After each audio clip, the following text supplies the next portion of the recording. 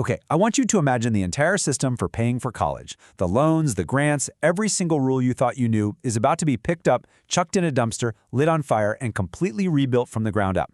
Now, this isn't some crazy YouTube challenge. This is a real bill called HR1 that just passed the House, and it's designed to completely nuke the student aid system as we know it. So today, I'm not just going to explain this thing. No, I'm going to become a test subject. We are going to live through this new reality together to find out if this is a brilliant simplification or a financial death trap for millions of students. This is going to get wild. And hey, if you think trying to make sense of a 1,000-page government bill is an absolutely insane idea for a show, well, you're definitely in the right place. So do me a favor, hit that subscribe button, like the video, and let me know in the comments what other financial nightmare you want me to tackle next.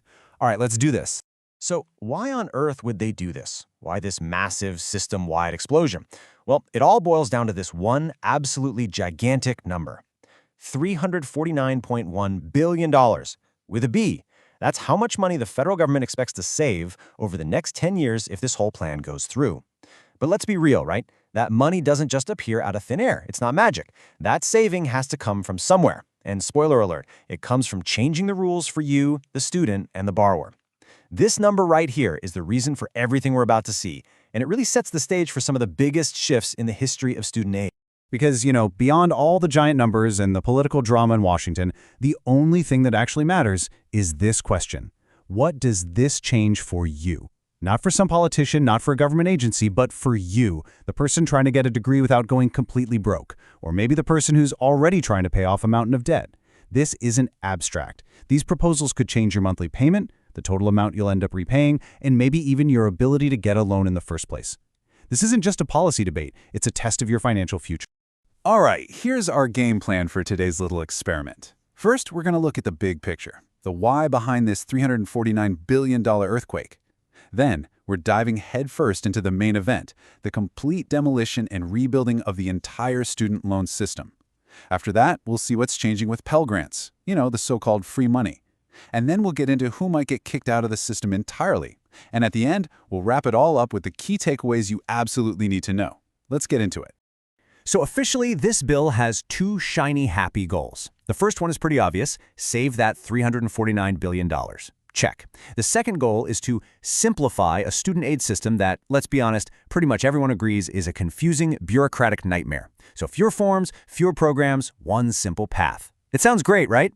But the devil is always in the details, and the special legislative tool they're using to ram this whole thing through is something called budget reconciliation. So what the heck is budget reconciliation? It sounds like something your accountant does after a really, really bad year. In reality, it's basically a legislative cheat code. So imagine Congress is a video game, and to pass a law, you usually need to defeat the final boss, which is a 60-vote rule in the Senate called the filibuster. Well, budget reconciliation is like a special power-up that lets you skip that boss and win with just a simple majority. It's a fast-track design for budget stuff, and it's exactly how they plan on pushing these massive changes into law.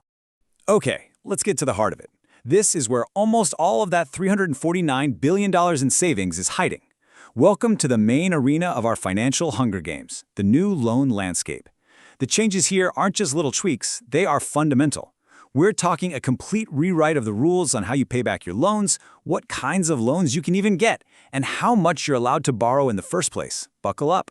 And here it is, the first bombshell. All of the current income-driven repayment plans, the IDR plans, would be completely obliterated, gone, wiped right off the map. Yeah, that includes the brand new SAVE plan that the government just spent an entire year telling everyone to sign up for.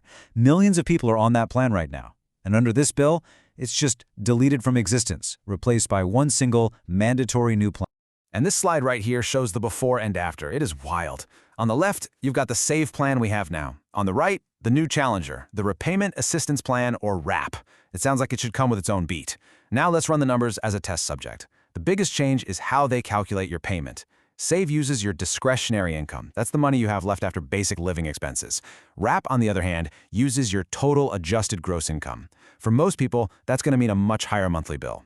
Then look at forgiveness. Under SAVE, it's anywhere from 10 to 25 years. Under RAP, a flat 30 years. That's a 360 payment sentence. And you see that little detail about zero payments? Under SAVE, if your income is low enough, you pay nothing, and it still counts towards forgiveness. It's a crucial lifeline. Under RAP, that's gone. Everyone pays at least $10 a month. It's like a subscription fee for your own debt. just when you thought it couldn't get spicier, they're not just changing the repayment rules. Oh no. They're taking away some of the most popular tools people use to pay for college in the first place. First on the chopping block, subsidized loans. These are the good ones, where the government pays your interest while you're in school. It's basically free money. Well, under this bill, that's gone. Delete it. Also getting kicked to the curb are Grad Plus loans, which are an absolute staple for anyone trying to go to grad school, law school, or medical school. Two major loan types, just poof.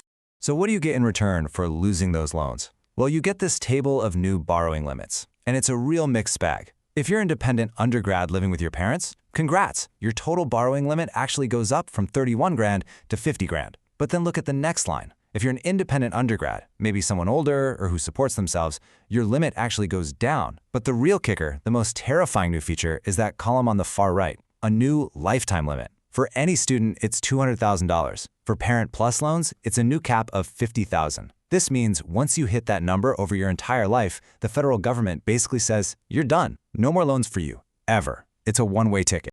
And there's more. Let's talk about safety nets for a second. What happens if you lose your job or have a medical emergency? Right now, you can get a deferment for economic hardship or unemployment, which pauses your payments. It's a critical financial parachute. This bill, it gets rid of it. The parachute is gone. Now, there is one little bright spot for medical and dental residents. Their forbearance would become interest-free for a few years, which is nice. But then we get to Public Service Loan Forgiveness, or PSLF. The program technically survives, but since it relies on those IDR plans that are being eliminated, the path to actually getting forgiveness could become way more expensive and complicated for teachers, nurses, and other public servants. Okay, deep breath. The loan situation is intense. But what about the free money? Let's shift gears from loans to grants for a minute. The Pell Grant is the absolute cornerstone of federal aid for low-income students. Surely that's safe, right? Right? Well, H.R. 1 has some big ideas for Pell Grants too, changing who gets them and what they can even be used for. So this slide shows a really critical shift that seems small but is actually huge. To be considered full-time and get the maximum Pell Grant, the definition is changing. Right now, it's 24 credit hours a year, which is typically 4 classes a semester. The new rule would require 30 credit hours a year. That's 5 classes a semester. For anyone who has ever tried to work even a part-time job while in college, you know that one extra class can be the difference between passing and having a complete mental breakdown. On top of that, new students will have to be enrolled at least half-time just to get any Pell money at all, basically closing the door for a lot of part-time students just trying to chip away at a degree. But, okay, credit where credit is due. There is some genuinely good news in here. The bill creates a brand new thing called Workforce Pell Grants. This will let students use Pell money for short-term job training programs, like getting a certificate in welding or coding or cybersecurity. This is actually a big deal. It's aimed at helping people get skills for in-demand jobs fast, without having to sign up for a 2- or 4-year degree. So if you want to become a certified HVAC technician, this could be your golden ticket. Finally, a win. All right, this next part of our experiment, it gets pretty heavy. Because beyond changing the rules of the game, this bill also redraws the line on who is even allowed to play in the first place. We're talking about changes to who is eligible to receive any federal student aid at all, specifically for non-citizens living here in the United States. This table lays it out pretty clearly. Under current law, you can see that people with green cards, refugees, asylees, people who have often fled violence or persecution in their home countries are eligible for federal aid to help build a new life here. H.R. 1 would make many of these groups ineligible. The door to federal student aid would be closed for them. Now, you'll notice that lawful permanent residents and COFA migrants would stay eligible. And if you're wondering, COFA migrants are people from Pacific Island nations like Palau and Micronesia that have a special agreement with the U.S. But for several other groups, this is a monumental change. Okay, our simulation of life under H.R. 1 is almost over. We've navigated the new loan landscape, we've looked at the grant changes, we've seen the new eligibility rules, so let's zoom out. After all that chaos, what does this all really add up to? What are the big picture themes we need to walk away with? Here's the final score. First, simplification. Instead of a confusing buffet of loan and repayment options, you now get one single plate. The catch is, you have to eat whatever they put on it. Second, federal cost savings. I mean, the government saves an absolute boatload of money. Third, the borrower trade-off. This is the big one. It's a mix of good and bad. Some people get higher borrowing limits, but pretty much everyone loses those interest subsidies and faces a much longer road to forgiveness. It's like being handed a bigger shovel to dig a much deeper hole.